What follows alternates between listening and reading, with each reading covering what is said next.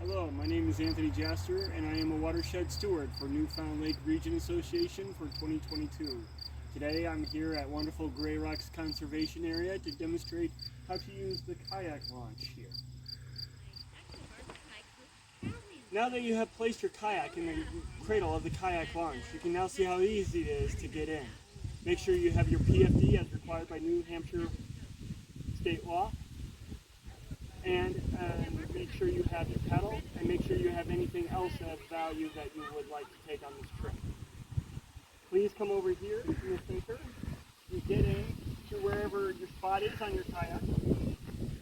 You place your paddles in these cradles for your paddle, and then you pull yourself forward.